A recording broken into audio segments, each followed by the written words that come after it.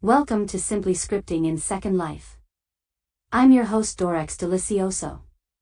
Daily, on Second Life, I see people struggling to learn scripting. They don't know where to start, where to get help, or where to find the information they need. With Simply Scripting, we'll be taking a look at not only the how of scripting, but the why of it. With the why, we can gain an understanding that we can use in other more complex scripts. In each episode, I'll cover one topic, starting with the simple and working our way to richer, more complex scripts. As we learn, we'll be building our own library of scripts that we can use to plug and play with other scripts. We'll start off learning how to make our scripts talk to us and to other objects. Once we know how to talk, we'll explore how we can get objects to listen. In upcoming episodes, we'll learn how to read data from note cards, how to build and use those blue dialog boxes, how to teleport not only yourself, but any avatar. We'll have some fun along the way, but the goal is to have you come out of this with the confidence and understanding to be able to create your own amazing scripts. What I won't be focusing on is the building part. I won't be making any new mesh objects or fancy graphics. Most of the time our scripts will live inside a simple cube, but they'll be ready to be copied to any type of build you can come up with. So, stay tuned and let's start with the very basic: where do I put a script? First, let's get a cube ready for our script. Press Ctrl B to open the build menu. Select the cube, then the magic wand. Place the magic wand in a convenient location and click the mouse. A brand new cube shows up for us. If we go back to the build window and click the General tab, we can see the default name for a newly created object is Object. The first thing we want to do is change that name to something more descriptive, otherwise, we'll end up with a lot of cubes all with the same name, not knowing what any of them do. Let's change this cube's name to Episode 1, Talk. Once that's done, we'll click on the Build Window's Content tab. The Content tab is where we add scripts to an object. As we can see, there's nothing there except an empty folder. Click the New Script button and it will add our first script for us. Just like the cube had a default name, so do scripts. Let's change the script name to make it match the cube's name. Right-click on New Script and select Rename. Update the name of the script, and click outside of the text box. There, we have our first cube. Next, now that we have a script to work with, we'll click the script's name to open up the script editor window. Right away, we can see there's a lot of things to go over here before we start editing the script. The line numbers along the left side are there just for us. They aren't part of the script. Line 0 says Default. Default is the name of the default state code section. We can have many different states in a script, but we must always have the default one. We'll talk more about states in upcoming episodes, but for now we just have to know that it's required to have it. Line 2 is an open curly brace. Line 11 is the matching closing curly brace. In scripts, every open bracket, brace, square bracket and parentheses must have a matching closing one. If it doesn't, you'll get an error message at the bottom of the screen like this. A syntax error just means the script's compiler doesn't understand something, or something is missing. We'll be seeing a lot of this error and all we have to do is find our mistake and fix it. It's a good idea to click the Save button as you're making changes. It will help catch any errors you've made before you get too much done. Line 2 is State Entry. State Entry is called an event handler. Scripts in Second Life are event-based scripts. An event is almost anything that happen, a mouse click, a timer counting down, your object running into another one. There are many event handlers and we'll be looking at a lot of them. Event handlers are optional, and are only added when we need their functionality. I will leave a link to the event handlers page in the description below. When we do add an event handler we must be sure we get the format correct. For this one, we have the event handler name, state entry, followed by an empty open and close parentheses. Line 3 is the open curly brace for the event handler and line 5 is the matching closing brace. Any script we write for an event handler must be contained within these open and close curly braces. Line 7 is another event handler. The script inside the touch start event will be executed, or run, every time you or anyone else clicks the object the script is in. We have the standard open, close parentheses and curly braces that are required, but we also have integer total number inside the parentheses. This is the event handler's parameters. What this tells us is that when this event gets executed, it's going to pass us some data. In this case, it's going to pass a number to the event inside a variable. We've told it to call that variable total number, and we can use that value inside the event. We can call the variable anything we want, as long as it's always an integer. Integers are data types, and script have a number of different data types that we'll be looking at as we come across them. For now, just know that an integer is a whole number. Well, that's covered a lot, and we haven't even looked at the script inside the event handlers yet. Take a pause, it will all be fine, and gets more fun from here on out. Now that we understand the basic parts of a script, we can get to the fun part. Making our script do what we want. Line 4 of our script is llSay, followed by a 0, followed by some text, hello, avatar. llSay is a function name. A function is simply a way of getting something done. We don't care how it does it, all we have to know is when we call a particular function, it will do what it's supposed to. By convention, function names starting with ll are built-in Linden Labs functions. We can add our own functions as well, and we'll be doing that a bit later. I've added a link in the description to a page that lists the built-in functions. Don't get overwhelmed at the number of them, we won't ever use most of them. The common ones, the ones we'll use all the time, will become second nature to us.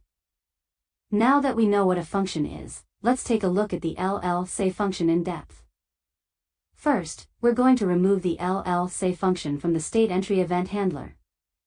We'll add it back later. There, I removed it and saved the script, noting there are no syntax or other errors. We'll concentrate on the llSay function in the touch start event handler. As we know now, the touch start event handler will be executed anytime someone touches the object this script is in. llSay will send the text contained in the quotes to the local chat window. To execute this event handler, we first have to close the build menu window. Now when we touch the cube, we'll see the text in the local chat. If we modify the text in the function and touch the cube again after saving the script, we'll see the updated text. Great, we can change what is spoken to the local chat window. But what's the 0 for? The llSay function will send the text inside the quotes to a particular channel number. In our case, this will be channel 0. Channel 0 just means the local chat window. A channel is similar to a radio station. We have many stations broadcasting on many different channels, but our radio only gets the station we have the radio tuned to. In the case of local chat, it is tuned to channel 0. The public channel. Which is why it can hear what we say. We use other channels to communicate private messages between us, our objects and other avatars and objects. We can send a message to our friend who is in the same region as us. That message is sent on a private channel so nobody else can see it. We can send private messages to objects as well, as long as we've taught them to listen, and be tuned into the same channel we're broadcasting from. I've added a link to the llSay function in the description below. If we look at the wiki page for llSay, we notice that the message can be heard up to 20 meters away. So if we're sending a message on a private channel to one of our objects using llSay, it has to be within 20 meters to be able to hear it. We can't use llSay to send a private message to another avatar, there are other built-in functions to do that.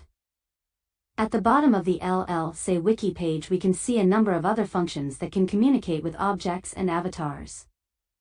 llShout. This function works the same way as llSay, but it can be heard up to 100 meters away. The llWhisper function again works like the llSay, but can only be heard up to 10 meters away. the other three functions listed on that page. llRegionSay, llRegionSay2 are used for communicating anywhere within the same region you are in. llInstantMessage will send an instant message to an avatar anywhere in Second Life. All of these functions have a limit of 1024 bytes they can send at once. We'll get into what a byte is and how many characters that is a bit later.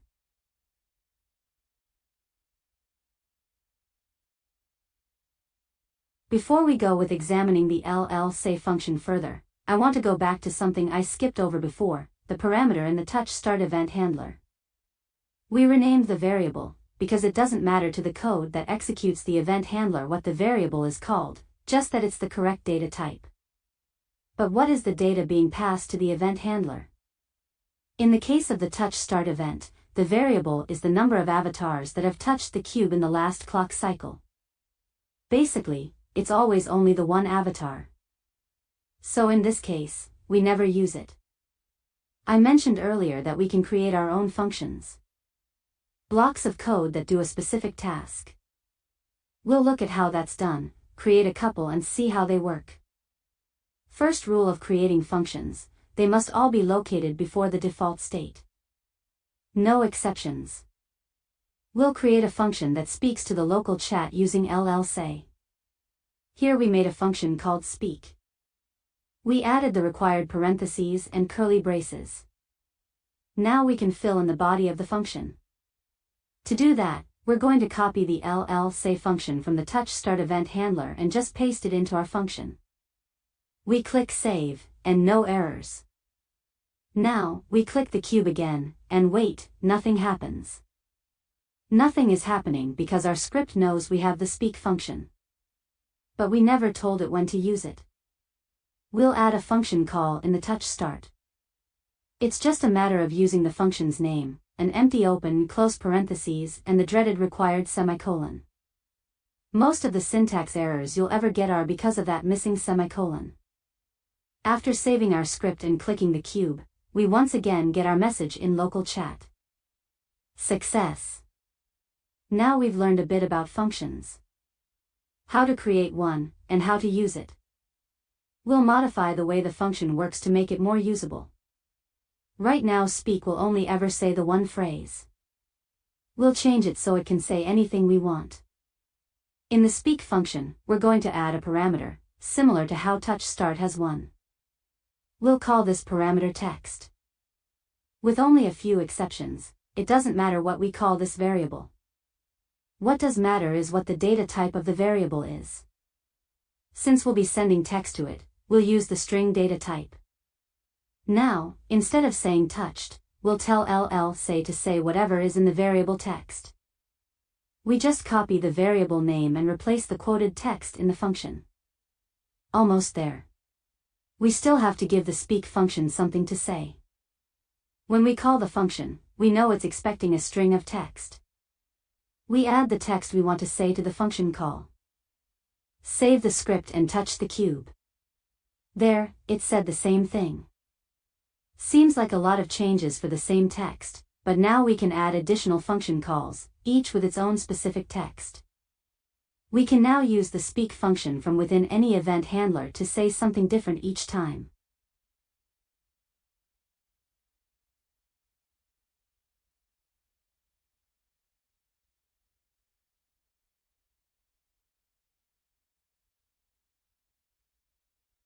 That's a lot to take in for the first time, so we'll end this here. If you have any questions, add them to the comments below and I'll be sure to take a look at them. Thanks for watching. If you have specific scripting questions or problems, you can always reach me in World. I'll be happy to help if I can. Bye for now.